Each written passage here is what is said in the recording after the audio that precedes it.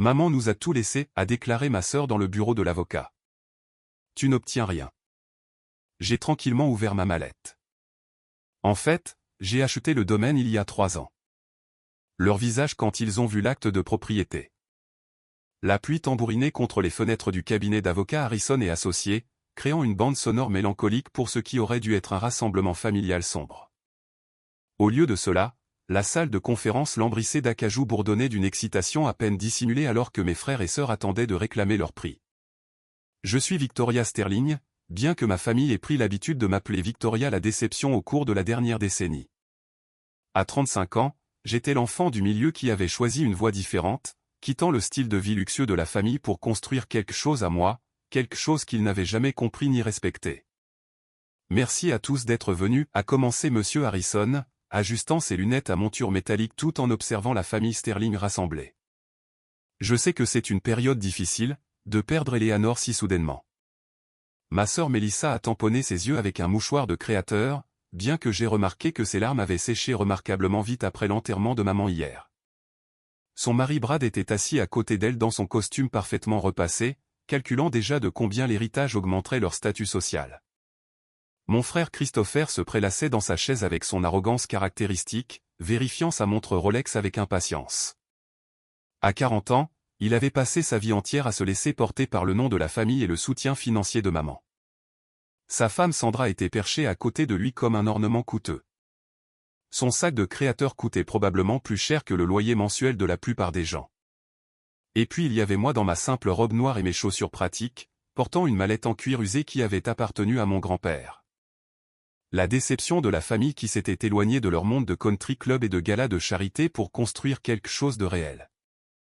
Bien, a continué Monsieur Harrison en brisant le seau de cire sur le testament de maman. Eleanor a été très précise quant à ses volontés. Melissa s'est penchée en avant avec impatience. Elle avait été la préférée de maman, celle qui avait fait un beau mariage et produit les petits-enfants parfaits, celle qui n'avait jamais remis en question les valeurs de maman ni choisi sa propre voie. À ma fille Melissa, a lu Monsieur Harrison, je laisse la maison familiale au 1247 Beacon Hill, ainsi que tous les meubles et le contenu qui s'y trouvent. Melissa a serré la main de Brad triomphalement. Le manoir de Beacon Hill valait 12 millions d'euros, sans compter les antiquités inestimables et la collection d'art à l'intérieur. À mon fils, Christopher, je laisse mon portefeuille d'investissement, actuellement évalué à environ 8 billions d'euros, ainsi que la maison de vacances familiale à Martha's Vineyard. Le sourire narquois de Christopher s'est élargi. Il comptait sur cet argent pour couvrir ses dettes de jeu et ses entreprises commerciales ratées, bien que maman n'ait jamais été au courant de ses problèmes particuliers. Et à ma fille Victoria. Monsieur Harrison a fait une pause, son expression compatissante. Je laisse ma collection de bijoux et mes effets personnels avec mon espoir sincère qu'elle retrouvera le chemin de la famille qu'il aime. Le silence qui a suivi était assourdissant. 20 000 euros de bijoux contre 20 billions d'euros en immobilier et en investissement. Le message était clair. Reviens en rampant ou tu n'obtiens rien. C'est tout. Christopher a ri. La boîte à bijoux de maman. Je suppose que c'est ce qui arrive quand on tourne le dos à sa famille. La fausse sympathie de Melissa était pire que la cruauté de Christopher. Oh, Victoria, je suis tellement désolé, mais tu sais ce que maman pensait de tes choix. Peut-être que si tu étais resté proche, si tu avais été là pour elle. J'avais été là pour elle. Chaque rendez-vous chez le médecin pendant son traitement contre le cancer, chaque appel téléphonique tard dans la nuit quand elle ne pouvait pas dormir, chaque moment où elle avait besoin de soutien. Mais je l'avais fait discrètement sans fanfare, pendant qu'ils faisaient de grands gestes quand cela les arrangeait. Le domaine est assez substantiel, a ajouté Brad, incapable de cacher sa joie. Entre les propriétés et les investissements, nous parlons ici de richesse générationnelle. Sandra a hoché la tête avec enthousiasme.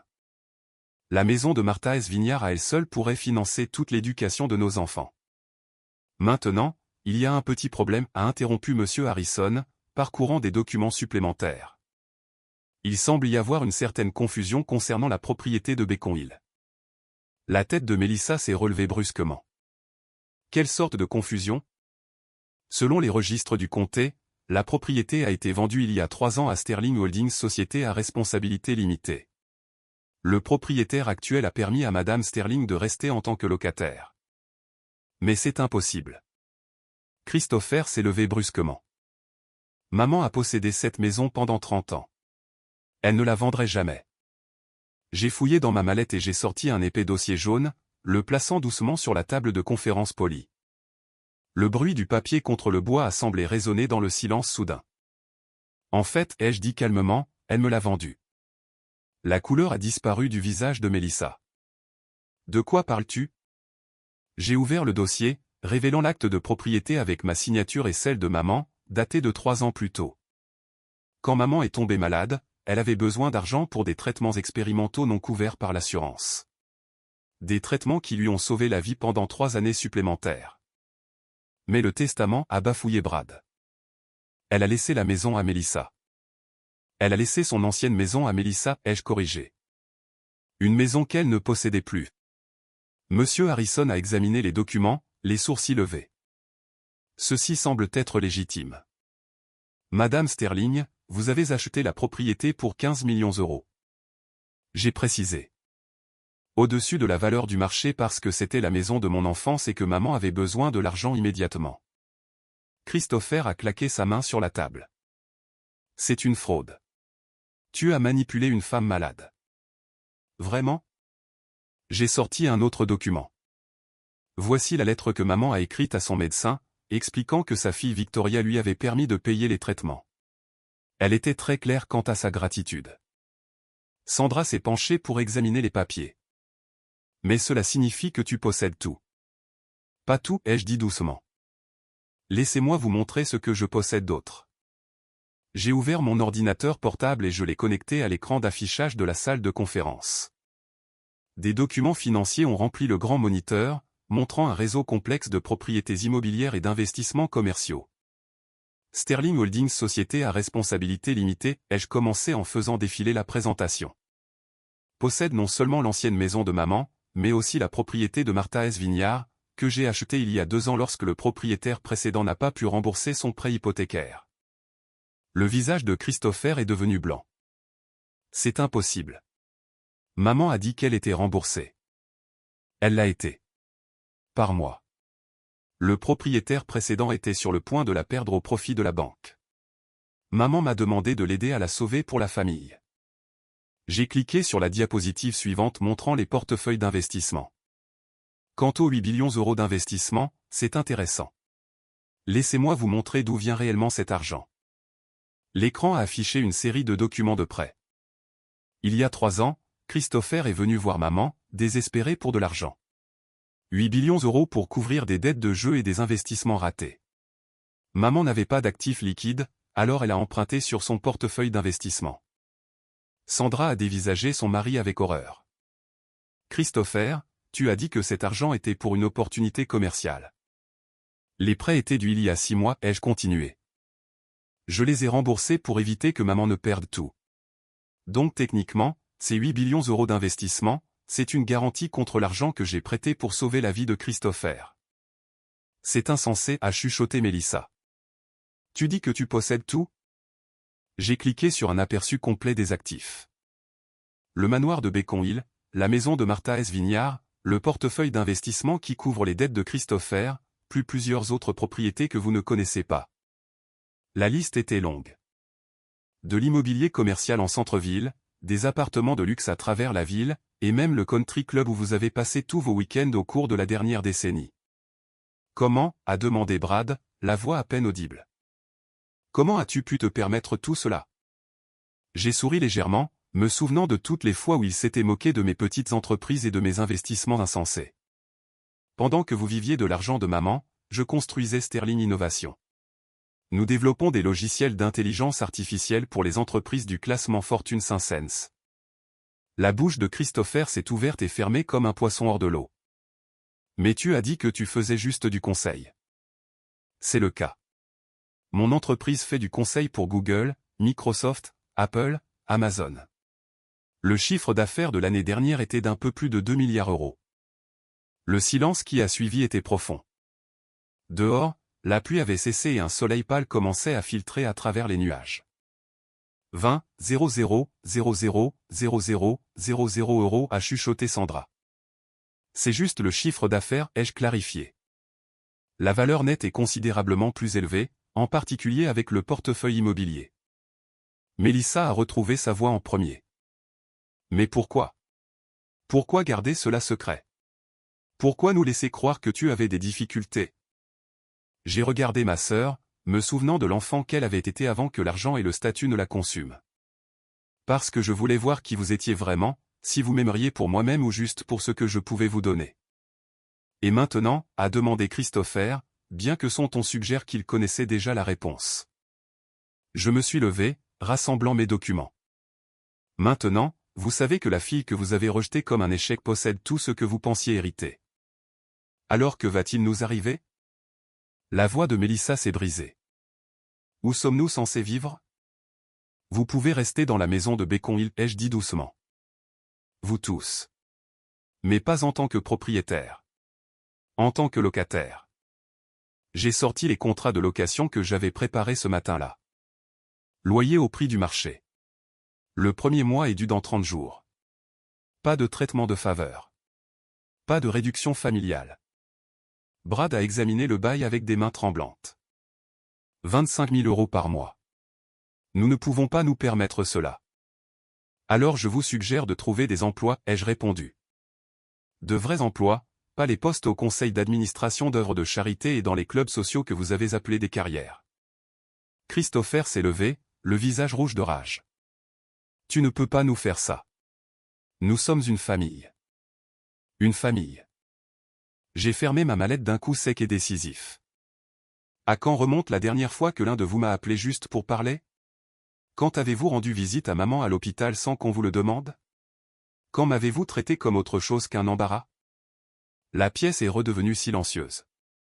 Il connaissait les réponses à ces questions. J'aimais maman, ai-je continué, ma voix stable malgré les émotions qui menaçaient de percer. Je me suis occupé d'elle quand elle était malade. Je me suis assuré qu'elle puisse se permettre les traitements qui nous ont donné 3 années supplémentaires ensemble. J'ai protégé ses actifs des créanciers de Christopher. Et j'ai fait tout cela discrètement sans fanfare parce que c'est ce que fait une famille. Je me suis dirigé vers la porte, puis j'ai fait une pause. Les contrats de location incluent une clause spéciale. Si l'un d'entre vous peut me montrer un changement véritable au cours de l'année prochaine, de vrais emplois, une vie honnête, traiter les gens avec respect indépendamment de leur compte bancaire, nous pourrons renégocier les conditions. Et si nous ne le faisons pas, a demandé Mélissa. J'ai croisé son regard. Alors vous découvrirez ce que c'est vraiment de ne rien avoir.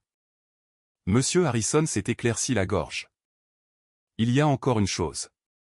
Victoria, votre mère a laissé une lettre scellée spécifiquement pour vous. Il m'a tendu une enveloppe marquée pour Victoria uniquement de la main soigneuse de maman. Je l'ai ouverte lentement, consciente que mes frères et sœurs observaient la moindre de mes expressions. Ma très chère Victoria. Si tu lis ceci, c'est que tu viens d'avoir un sacré choc dans cette salle de conférence. Je sais que tu as acheté la maison et sauvé les investissements. Je suis au courant pour ton entreprise et ton succès. Je l'ai toujours su.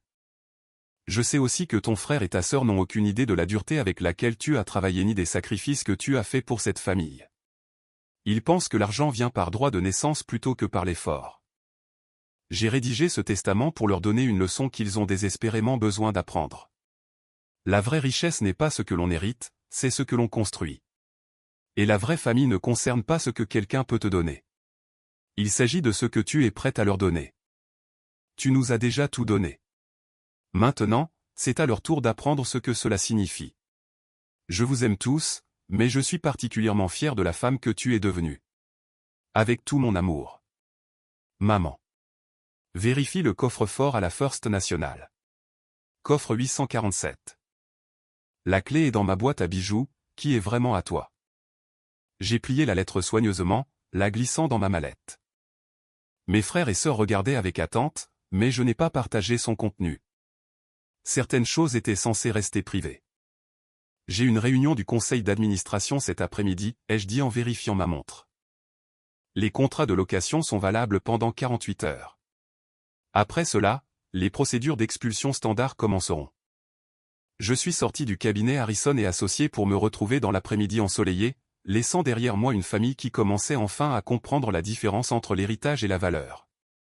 2 semaines plus tard, j'étais assise dans l'ancien bureau de maman, mon bureau maintenant, passant en revue les rapports trimestriels de Sterling Innovation. L'entreprise se développait dans l'architecture des réseaux neuronaux et nous venions de signer des partenariats avec 3 grands constructeurs automobiles pour des systèmes de véhicules autonomes. Mon téléphone a vibré avec un message de Christopher. J'ai commencé à travailler chez Henderson Electronics. Poste de manager. C'est un travail honnête. Merci pour la prise de conscience. Un deuxième message est arrivé de Melissa. Brad a trouvé un emploi dans un cabinet d'avocats en centre-ville. Je donne des cours de mathématiques à des enfants. Nous nous en sortons. La maison semble différente maintenant. Mieux. J'ai souri, pensant à la lettre de maman et au coffre-fort que j'avais visité ce matin-là. À l'intérieur se trouvaient des documents montrant qu'elle avait secrètement financé des bourses d'études pour des étudiants défavorisés pendant des années, en utilisant l'argent que je lui avais donné lors de la vente de la propriété. Elle avait construit son propre héritage de générosité, tout comme j'avais construit le mien. Me levant, je me suis dirigé vers la fenêtre donnant sur le jardin où maman aimait en lire. Demain, j'irai visiter sa tombe et lui parlerai du nouveau fonds de bourse d'études que j'étais en train de créer en son nom. Un fonds qui aiderait des étudiants qui, comme moi, avaient osé construire quelque chose à partir de rien. Parce que c'est cela, le véritable héritage. Non pas ce que l'on vous donne, mais ce que vous choisissez de créer. Et parfois, le plus grand cadeau que l'on puisse faire à sa famille est la chance de découvrir sa propre force. Le soleil du soir jetait de longues ombres sur la pelouse alors que je retournais à mon travail, construisant quelque chose qui survivrait à n'importe quel héritage. Un héritage d'innovation, de détermination, et le pouvoir tranquille qui vient du fait de prouver que l'on a raison par des actions, et non par des mots. 3 mois après cette journée dévastatrice dans le bureau de l'avocat, j'ai reçu un appel de Melissa. Sa voix était différente, plus forte, plus confiante que je ne l'avais entendue depuis des années. Victoria, je voulais t'inviter à dîner. Pas ici à la maison, dans notre nouvel appartement. Brad et moi avons trouvé un endroit que nous pouvons réellement nous permettre, et je veux te montrer ce que nous construisons. J'ai conduit jusqu'à leur modeste appartement de 2 chambres à Cambridge, bien loin de leur ancien style de vie dans un manoir. Melissa a ouvert la porte, vêtue d'un jean et d'un simple pull, son visage sans le maquillage lourd qu'elle portait toujours pour impressionner les autres. Entre, a-t-elle dit, et pour la première fois depuis des années, son sourire semblait sincère. L'appartement était petit mais chaleureux. Des photos de leurs enfants couvraient les murs au lieu d'œuvres d'art coûteuses. Brad a levé les yeux depuis la cuisine où il cuisinait. Il cuisinait vraiment, il ne commandait pas dans des restaurants chers. Victoria, a-t-il dit, en s'essuyant les mains sur un tablier. Merci d'être venu. Leurs enfants, Emma âgée de 8 ans et Jacques âgé de 10 ans, ont couru pour me serrer dans leurs bras.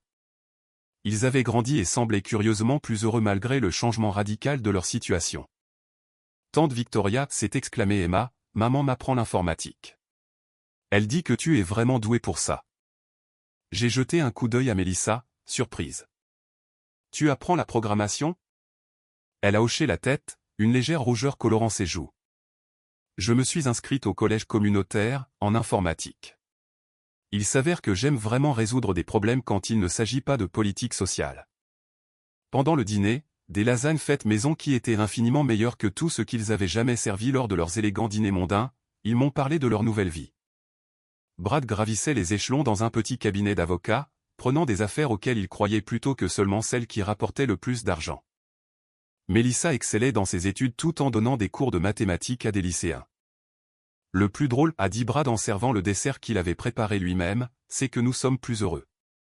Vraiment plus heureux. Nous nous parlons maintenant au lieu de juste coordonner nos emplois du temps. Les enfants sont plus heureux aussi, a ajouté Melissa. Ils apprennent que la valeur personnelle vient de ce que l'on accomplit, pas de ce que l'on possède. Après le dîner, pendant que les enfants jouaient dans leur chambre, Melissa et moi nous sommes assises sur le petit balcon surplombant une rue bordée d'arbres. Je te dois des excuses, a-t-elle dit doucement. Plus que des excuses, je te dois ma gratitude. Melissa, non, laisse-moi dire ceci. J'ai passé tant d'années à penser que j'étais meilleur que toi parce que j'avais des choses plus chères. Parce que j'avais fait un bon mariage et que je vivais dans le bon quartier. Mais tu construisais quelque chose de réel alors que je ne faisais qu'exister. Elle a fait une pause, observant la lumière du soir filtrer à travers les feuilles. La mort de maman a été un signal d'alarme. Mais ce que tu as fait, nous montrer la vérité sur nos finances, cela nous a sauvés. Nous courions à la catastrophe. Les dettes de Christopher, nos dépenses, la façon dont nous élevions nos enfants pour qu'ils croient qu'ils avaient droit à tout. Tu n'as pas seulement hérité de la succession de maman. Tu as hérité de sa sagesse. J'ai pensé à la lettre de maman, toujours soigneusement rangée dans mon bureau à la maison. Elle voulait que nous comprenions tous la différence entre avoir de l'argent et être riche. Et maintenant, je la comprends. Être riche, c'est avoir quelque chose que l'on a construit soi-même. C'est savoir que l'on peut s'occuper de sa famille grâce à ses propres efforts. C'est apprendre à ses enfants à être fiers de leur travail, pas de leur possession. Un mois plus tard, Christopher a appelé pour me dire qu'il avait été promu directeur adjoint chez Henderson Electronics. Sa voix portait une fierté que je n'avais jamais entendue auparavant. La fierté de mériter quelque chose plutôt que d'en hériter. Sandra et moi allons divorcer, a-t-il dit d'un ton neutre. Il s'avère qu'elle n'était intéressée que par le style de vie, pas par l'homme. Mais ce n'est pas grave. Je découvre enfin qui je suis sans l'argent de maman pour me soutenir. Comment t'en sors-tu avec ça, ai-je demandé. Mieux que ce que je pensais. Je vois un conseiller pour mon addiction au jeu. Je rembourse mes dettes avec mon propre argent, lentement mais sûrement. Et Victoria, je suis désolé pour tout cela. De n'avoir jamais vu qui tu étais vraiment. 6 mois après les funérailles de maman, j'ai organisé le dîner de Thanksgiving dans la maison de Beacon Hill. Pas en tant que propriétaire dominant des locataires, mais en tant que sœur accueillant sa famille à la maison. Mélissa a apporté son fameux gratin de patates douces, fameux parmi ses nouveaux amis à l'école, pas parmi la clique du country club. Christopher est arrivé avec sa petite amie, Maria, une infirmière qu'il avait rencontrée à ses réunions des alcooliques anonymes et qu'il aimait pour sa gentillesse, pas pour son compte bancaire. Leurs enfants jouaient ensemble dans les mêmes pièces où nous avions grandi. Mais l'atmosphère était complètement différente, plus chaleureuse, plus vraie, plus ressemblante à la famille que maman avait toujours espéré que nous deviendrions. Alors que nous étions assis autour de la table de la salle à manger qui avait été le témoin de tant de dîners froids et formels, j'ai réalisé que le plus grand héritage que maman nous avait laissé n'était pas de l'argent ou des biens. C'était la chance de découvrir qui nous étions vraiment lorsque nous étions dépouillés des faux-semblants et des privilèges. J'ai une annonce à faire, ai-je dit alors que nous terminions le dîner. Je crée la fondation Eleanor Sterling pour l'innovation éducative. Elle offrira des bourses complètes et du mentorat aux étudiants qui souhaitent créer leur propre entreprise mais qui n'ont pas les ressources financières pour se lancer. C'est merveilleux, a dit Mélissa. Que pouvons-nous faire pour aider? J'ai souri, regardant autour de la table des visages qui reflétaient enfin un intérêt sincère plutôt qu'une obligation. J'espérais que tu poserais la question. La fondation a besoin d'un coordinateur pédagogique et d'un conseiller juridique. Si vous êtes intéressé. Tu nous offres des emplois, a demandé Christopher, sa voix soigneusement neutre. Je vous offre la chance d'aider à construire quelque chose de significatif, avec des salaires basés sur vos contributions, pas sur vos noms de famille. Ils ont échangé des regards, puis Christopher a souri largement, le premier vrai sourire que je voyais de lui depuis des années. Quand commençons-nous? Ce soir-là, alors que mes frères et sœurs aidaient à débarrasser la table et à charger le lave-vaisselle, des tâches qu'ils n'auraient jamais accomplies dans leurs vies antérieures, je suis sorti sur la terrasse surplombant le jardin. L'esprit de maman semblait présent dans l'air frais de novembre, dans le son des rires sincères venant de la cuisine, dans la façon dont ma famille avait enfin appris à travailler ensemble plutôt que d'attendre simplement d'être servi. J'ai sorti mon téléphone et j'ai ouvert la photo que j'avais prise plus tôt. Nous tous autour de la table, les visages détendus et sincèrement heureux. Pas posant pour les réseaux sociaux ou les photographes d'événements caritatifs, mais capturés dans un moment de véritable connexion. C'était l'héritage que maman avait vraiment voulu nous laisser. Pas de l'argent ou des propriétés, mais la compréhension que la véritable richesse vient du fait de construire quelque chose ensemble, de gagner le respect plutôt que de l'exiger, d'aimer les gens pour ce qu'ils sont plutôt que pour ce qu'ils peuvent fournir. Le vent d'automne bruissait dans le vieux chêne du jardin, le même arbre sur lequel nous grimpions quand nous étions enfants, quand le monde semblait plein de possibilités infinies. Alors que je regardais les feuilles tomber et se préparer pour la transformation de l'hiver, j'ai réalisé que parfois les familles, comme les saisons, doivent retourner à leurs racines avant de pouvoir grandir à nouveau. Et parfois, la fille qui s'éloigne de tout devient celle qui sauve tout. À l'intérieur, je pouvais entendre Mélissa expliquer des concepts de codage à Emma pendant que Christopher aidait Jacques avec ses devoirs de mathématiques. Ma famille accomplie et réformée, construisant de nouvelles traditions autour de l'éducation et de l'effort plutôt que de l'exhibition et des privilèges. Maman aurait été fière, non pas de l'argent que j'avais gagné ou des propriétés que j'avais acquises, mais de la famille que j'avais aidé à reconstruire. Parce qu'en fin de compte, c'était le plus grand empire de tous. Un empire bâti sur l'amour, le respect, et la satisfaction tranquille de voir les personnes auxquelles vous tenez découvrir leur propre force.